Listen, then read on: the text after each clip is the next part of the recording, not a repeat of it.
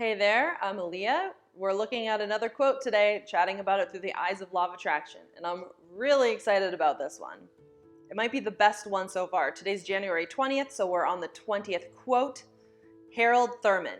Don't ask yourself what the world needs. Ask yourself what makes you come alive, and then go and do that, because what the world needs is people who have come alive.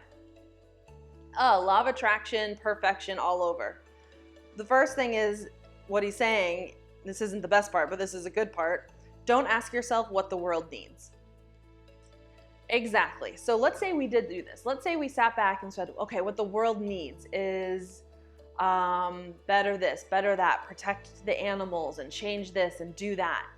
All of those statements and questions are shining your light on what is wrong. And you can't actually solve problems by just shining your light right on it unless you're solution oriented. So if you're looking at what the world needs, you're acknowledging a deficiency, and the pure energy and acknowledgement of the deficiency means that you can't manifest outside that deficiency. So it can be a tricky one. I'm not going to try to pretend it's not tricky, because you have so many amazing people around the world trying to change things and do amazing things. A lot of those energies get wasted because they are focused on really the original problem itself.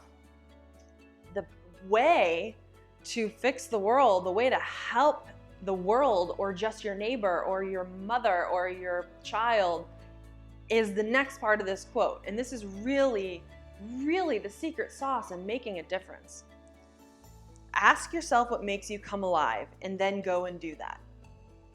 So what he's saying here is, what in this world makes you feel like you are yourself, which is exciting to you, which really is an alignment, because the energy of the universe is so good and so positive. And when we're not resisting that, and we're embracing it, and we're going with the flow, and we are connected to the good energy, then we are now embodying feeling good. When we feel good, we make a difference. It can sound selfish, like, oh, well, I like to do this, and so I'm just going to go do that. Yeah, maybe. But really, what we're looking at here is being an example of somebody who's a thriving human being.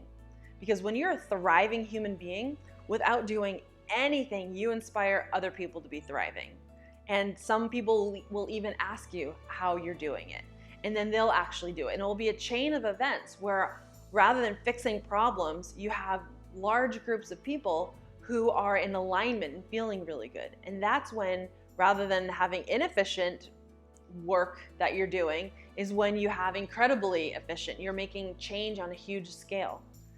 So yes, I love this, because that's what the world needs, is people have come alive. The world needs thriving human beings. The world needs happy, joyful, thriving human beings that can show other people that they don't need anything to change in order to be thriving. And it's an energy you can build up in yourself. And if you're feeling really crappy, it could take some work to get yourself out of that rut, but you don't need anything around you to change for that to happen.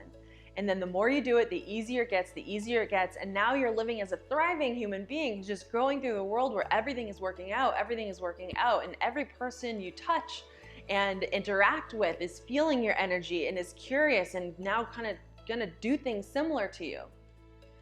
And when we can teach people who are not thriving that they can thrive with nothing else changing, that's how things actually change.